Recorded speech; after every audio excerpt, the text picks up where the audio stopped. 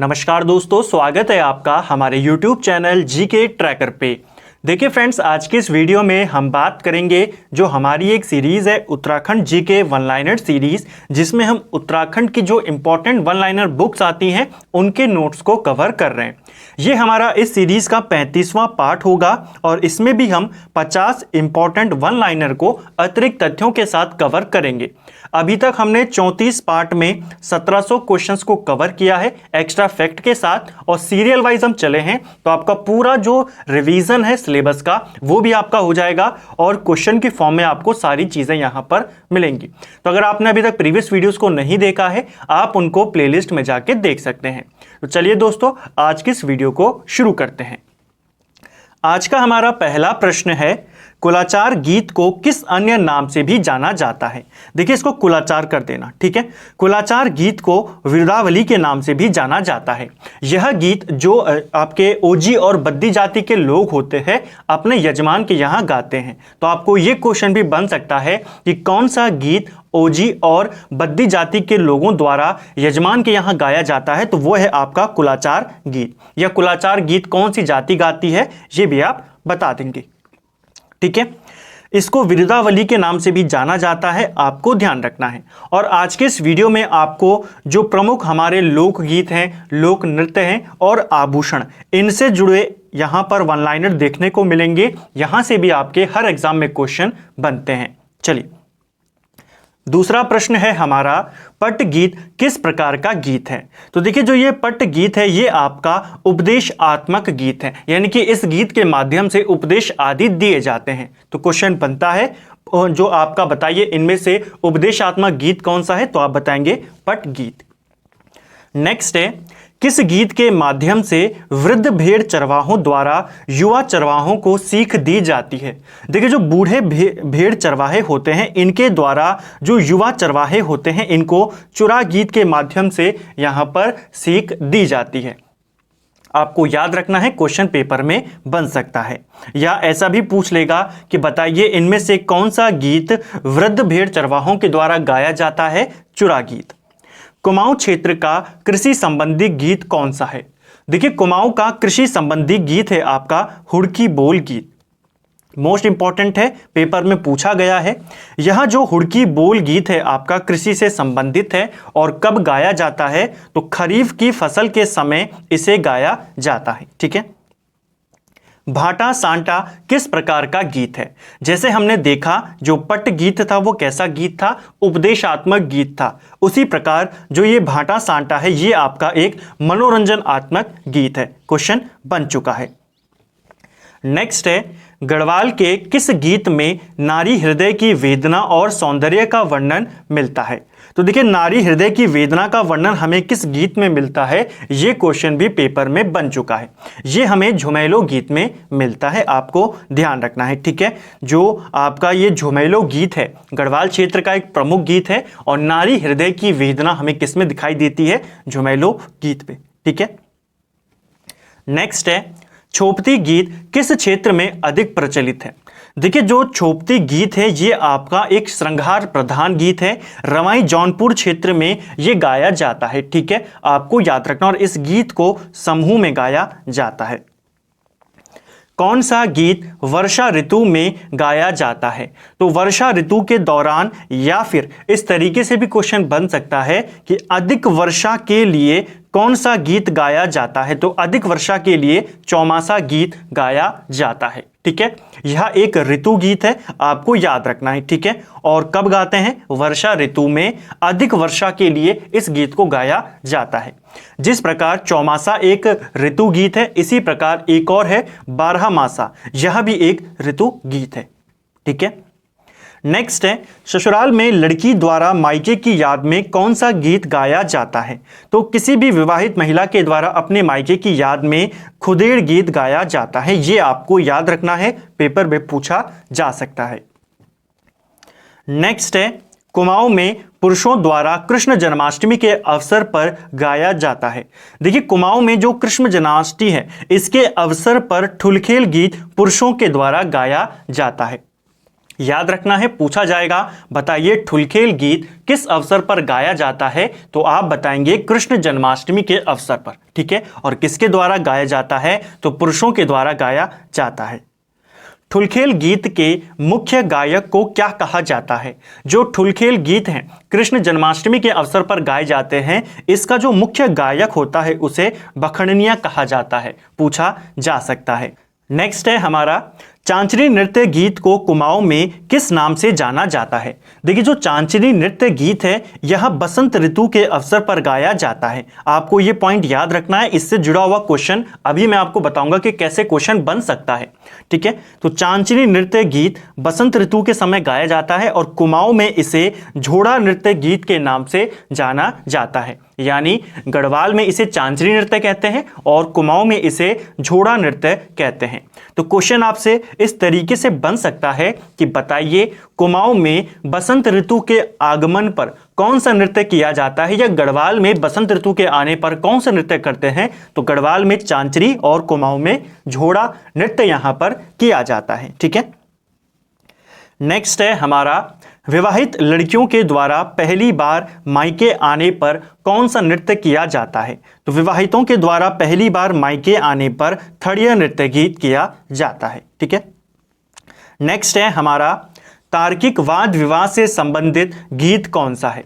तो तार्किक वाद विवाद से संबंधित गीत है आपका बैर गीत, इंपॉर्टेंट है, पूछा जाता है।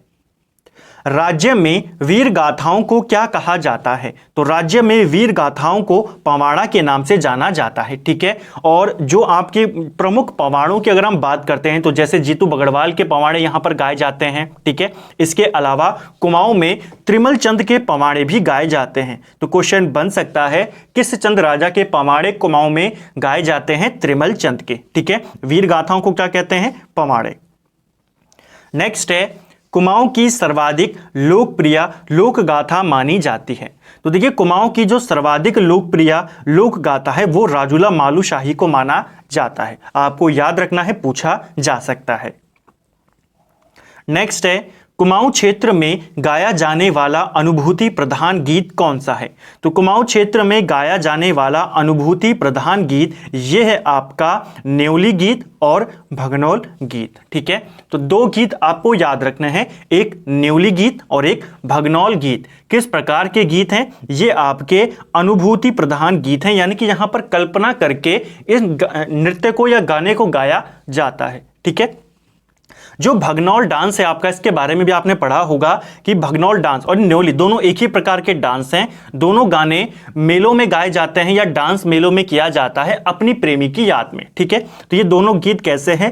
ये आपके अनुभूति प्रधान गीत हैं, इंपॉर्टेंट है, ध्यान रखेंगे। ठीक है, गढ़वाल में संस्कार गीतों को क्या कहा जाता है? तो देखिए गढ़वाल में संस्कार गीतों को मांगल गीत कहा जाता है। ठीक है, जो संस्कार गीत होते हैं इनको शगुन गीत भी कहते हैं, ये भी आपको याद रखना है। और जो भोटिया लोग होते हैं जोहार क्षेत्र के, ये शगुन गीत को या मांगल गीत को सौगुना भी कहते हैं। ठीक है, सौगुना गीत, तो ये भी आपको याद रखना है, पूछा जा सकता है।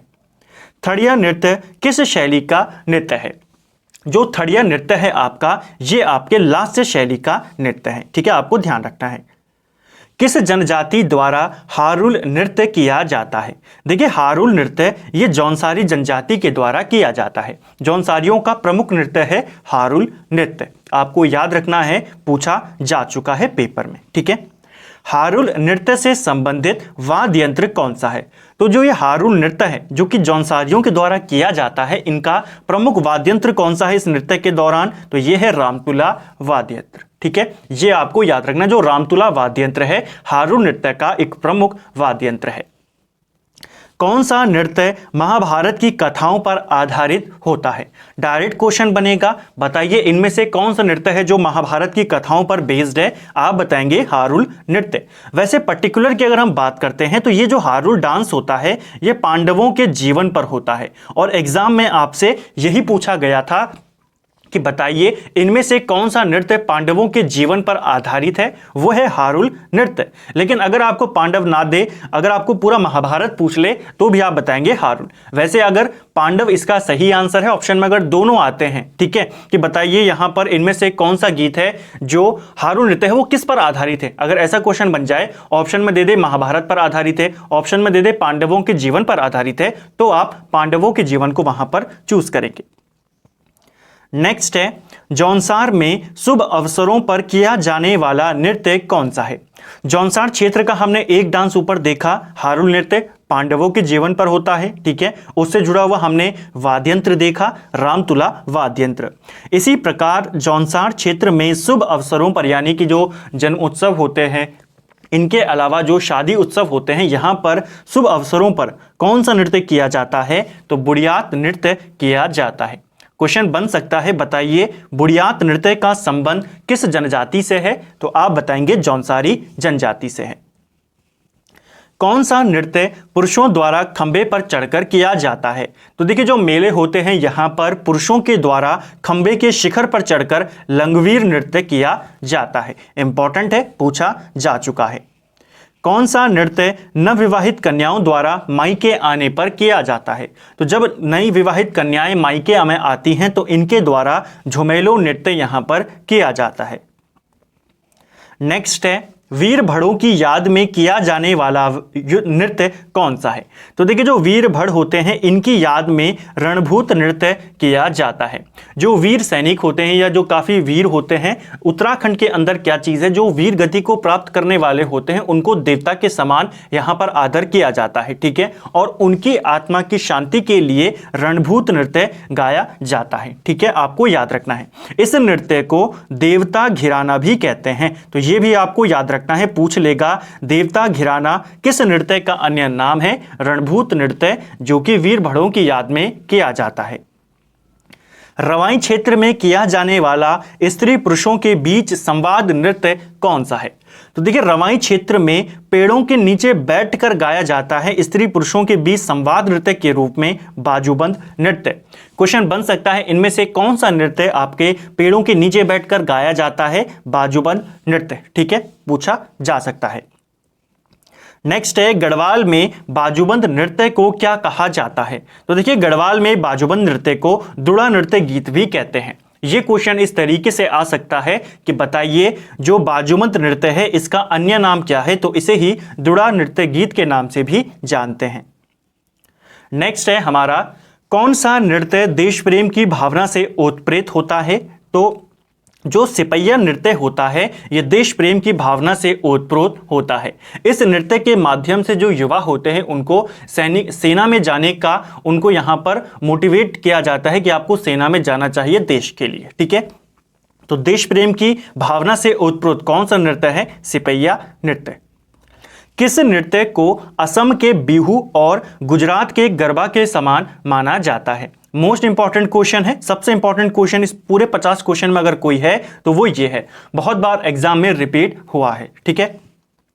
देखिए असम के बिहू और गुजरात के गरबा, इसके अलावा मणिपुर का भी एक डांस है रॉस नृत्य, ठीक है, तो इनके समान माना जाता है चौफला नृत्य को।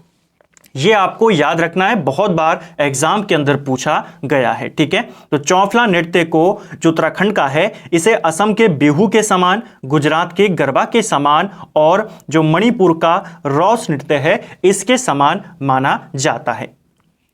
देवी पार्वती ने शिवजी को प्रसन्न करने के लिए कौन सा नृत्य किया था, तो देखिए देवी पार्वती जी के द्वारा शिवजी को प्रसन्न करने के लिए चौफला नृत्य ही किया गया था। ये आपको याद रखना है, पूछा जा सकता है। एक और चीज, जो चौफला नृत्य होता है इसमें वाद्य यंत्र का इस्तेमाल नहीं किया जाता है, ठीक है, हाथों से ताली आदि बजाए जाकर इसमें डांस किया जाता है, आपको ध्यान रखना है, ठीक है।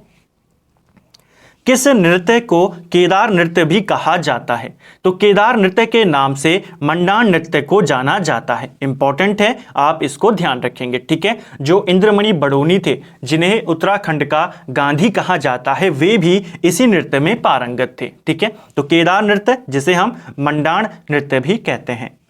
नेक्स्ट है हमारा, गढ़वाल क्षेत्र में किया जाने वाला युद्ध गीत नृत्य कौन सा है, जो हमने ऊपर क्वेश्चन देखा उसके बाद अगर कोई इंपॉर्टेंट है तो वो आपका ये है। गढ़वाल क्षेत्र में किया जाने वाला युद्ध नृत्य गीत आपका सरो नृत्य है, आपको याद रखना है, ठीक है। जो सरो नृत्य है ये तलवार और ढाल के साथ किया जाता है गढ़वाल में, इंपॉर्टेंट है, ध्यान रखेंगे, ठीक है। कुमाऊं में कौन सा नृत्य युद्ध नृत्य की शैली का है? तो हमने गढ़वाल का देखा, गढ़वाल का युद्ध नृत्य गीत कौन सा है? सरो नृत्य। इसी प्रकार कुमाऊं की बात करें तो कुमाऊं का है छोलिया नृत्य, ये भी तलवार और ढाल के साथ किया जाता है। दोनों के दोनों युद्ध नृत्य हैं, लेकिन सरो नृत्य गढ़वाल में है, छोलिया आपके कुमाऊं में है, ठीक है। इसके अलावा भोटिया जनजाति के द्वारा भी एक डांस किया जाता है जिसे पौड़ा कहा जाता है, ठीक है। तो ये भी क्या है? आपका एक युद्ध नृत्य है, ठीक है। यह भी तलवार और ढाल के साथ किया जाता है। तो आपको पूछा जाता है बताइए गढ़वाल के सरों के समान कुमाऊं का नृत्य कौन सा है? आप बताएंगे छोलिया। बताइए कुमाऊं के छोलिया नृत्य के समान गढ़वाल का कौन सा है? आप बताएंगे सरों, ठीक है। अब हमने यहां पर लोकगीत, लोक जो आपके नृत्य थे इनको कवर किया। अब कुछ प्रमुख आभूषण है, आभूषण को लेकर भी क्वेश्चन पेपर में बनते रहते हैं, तो उनको भी हम अब यहां पे कवर करेंगे। चलिए नेक्स्ट है तगड़ी या तिगड़ी आभूषण कहां पर पहना जाता है? देखिए जो तगड़ी या तिगड़ी आभूषण है ये आपकी कमर में पहना जाता है, ठीक है। क्वेश्चन यही बनता है कौन सा आभूषण किस अंग में पहना जाता है? तो जो तगड़ी या जिसे कहीं पर तिगड़ी भी कहा गया है इसे कमर में पहना जाता है। जौहारी जनजाति के लोग आभूषण के लिए किस शब्द का प्रयोग करते हैं? जौहारी जनजाति यानी कि भोटिया जनजाति की हम बात कर रहे हैं और इनमें आभूषण को हथकान कहा जाता है, आपको याद रखना है। नेक्स्ट है मुरखली आभूषण किस अंग में पहना जाता है? देखिए मुरखली आभूषण जिसे मुद्रा या मुर्खी के नाम से भी जाना जाता है, ठीक है। इसे कान में पहना जाता है, इंपॉर्टेंट है, ध्यान रखेंगे। ये पेपर में पूछा गया है, मुरखली तो कानों में पहनी जाती है। तुगियल आभूषण को किस अंग में पहना जाता है? तो देखिए तुगियल आभूषण इसे भी कान में पहना जाता है, ठीक है। इसके अलावा एक और जो कान में पहना जाता है गोरख, ठीक है। तो गोरख आभूषण कहां पहना जाता है? गोरख आभूषण भी आपके कान में पहना जाता है। नेक्स्ट है तिब्बती लोगों द्वारा कान में पहने जाने वाला आभूषण कौन सा है? तो तिब्बती लोगों के द्वारा कान में पहना जाता है मुनाड़ आभूषण। डायरेक्ट क्वेश्चन पूछ लेगा बताइए मुनाड़ आभूषण कहां पर पहनते हैं? तो कान में पहनते हैं। तो कान के हमने कितने सारे यहां पर देखे, हमने मुरखली देखा, तुगियल देखा, इनके अलावा हमने एक और आभूषण देखा गोरख, ठीक है, इसे भी कान में पहनते हैं। इसके अलावा एक और है बुजनी आभूषण, इसे भी कान में पहनते हैं। मुनाड़ इसे भी कान में पहनते हैं। बुलाक आभूषण किस अंग में पहना जाता है? देखिए जो बुलाक आभूषण है इसे नाक में पहना जाता है। यह क्वेश्चन भी एग्जाम में रिपीट हुआ है कई बार, आपको ध्यान रखना है, ठीक है। जौहारी लोगों द्वारा नाक में पहने जाने वाला स्वर्ण आभूषण कौन सा है? तो जौहारी लोग यानी भोटिया लोगों के द्वारा नाक में पहने जाने वाला आभूषण है बीड़ आभूषण। आपको डायरेक्ट पूछ लेगा, जैसे बुलाक के बारे में पूछेगा, यहां पर पूछेगा बताइए बीड़ आभूषण किस अंग में पहना जाता है? तो इसे नाक में पहना जाता है। नेक्स्ट है चरयो आभूषण को पहना जाता है। जो चरयो आभूषण है जिसे चरे के नाम से भी जानते हैं, इसे गले में पहना जाता है, इंपॉर्टेंट है, ध्यान रखेंगे, ठीक है। हंसुला आभूषण किस अंग में पहना जाता है? तो हंसुला या किसे कहीं पर हंसुली भी लिखा गया है, इसे गले में पहना जाता है, ठीक है। तो चरे, चरियो या हंसुली इनको गले में पहना जाता है। नेक्स्ट है गले में पहने जाने वाली सिक्कों की माला कौन सी है? तो ये क्वेश्चन एक बार एग्जाम में आया था कि सिक्कों से बनी माला को क्या कहते हैं या हमील क्या है? तो हमील सिक्कों की माला है जिसे गले में पहना जाता है। ऑब्वियस सी बात है, माला है तो कहां पहनी जाएगी? गले में। क्वेश्चन जो आपसे पूछा गया था एग्जाम में वो ये पूछा गया था कि बताइए हमील क्या है? तो हमील सिक्कों से बनी हुई माला है, ठीक है। नेक्स्ट है चंद्रौली आभूषण कहां पहना जाता है? तो चंद्रौली आभूषण भी आपके गले में पहना जाता है। नेक्स्ट है हमारा तिलहरी आभूषण कहां पर पहना जाता है? तो देखिए तिलहरी आभूषण को भी गले में पहना जाता है। नेक्स्ट है धागुला, हाथों में पहनी जाती है, शहरों में इसे क्या कहा जाता है। देखिए धागुला या कहीं पर इसे धागुली भी कहा गया है, इसको कहाँ पहनते हैं, इसे हाथों में पहनते हैं, ठीक है। लेकिन इसी का अन्य नाम है खंडवे, ये आपको याद रखना है, पूछा जा सकता है। नेक्स्ट है पौंजी या पौंची कहां पर पहना जाता है। तो ये क्वेश्चन भी पेपर में पूछा जा चुका है। जो पौंजी आभूषण है ये आपके कलाई में पहना जाता है, ठीक है। अगर आपको ऑप्शन में कलाई ना दिया हो, हाथ दिया हो, तो इसको भी आप टिक कर सकते हैं, ठीक है। लेकिन अगर दोनों हो तो आप पर्टिकुलर जगह को चुनेंगे, इसे कलाई में पहना जाता है, ठीक है, पौंजी या पौंची। मुंदड़ी आभूषण कहां पर पहना जाता है। देखिए मुंदड़ी आभूषण इसे आप हाथों में पहनते हैं, ठीक है। जो अंगूठी होती है उसे ही कहा जाता है मुंदड़ी, और आप जानते हैं अंगूठी को हाथों की उंगलियों में पहना जाता है, ठीक है। तो इंपॉर्टेंट है मुंदड़ी आभूषण। नेक्स्ट है और आज का अंतिम प्रश्न है, इस सीरीज का 1750वां प्रश्न है, हाथों में पहना जाने वाला आभूषण जिसे बाजूबंद भी कहते हैं कौन सा है। तो बाजूबंद जो आभूषण है इसे हाथों में पहना जाता है और इसे गोखले के नाम से भी जानते हैं। इंपॉर्टेंट है, ध्यान रखेंगे। तो कुछ इंपॉर्टेंट आभूषण हमने यहां पर देखे, लगभग सभी देखे, केवल आपके जो पैर के आभूषण हैं वो रह गए हैं, और बाकी के जो आगे की सीरीज है उनको हम अगले वीडियो में कवर करेंगे। आज के वीडियो में हमने लोकगीतों के बारे में देखा, लोक नृत्यों के बारे में देखा, और कुछ इंपॉर्टेंट आभूषणों के बारे में हमने यहां पर देखा। उम्मीद करता हूं आपको आज का वीडियो पसंद आया होगा। अगर आपको ये वीडियो पसंद आया है तो वीडियो को लाइक करें। अगर आप चैनल पर नए हैं तो चैनल को सब्सक्राइब करें, और अगर आप चैनल पर पुराने हैं तो वीडियो को अपने दोस्तों के साथ शेयर करना बिल्कुल भी ना भूलें। वीडियो आपको कैसा लगा कमेंट बॉक्स में ज़रूर बताएं। Thank you friends.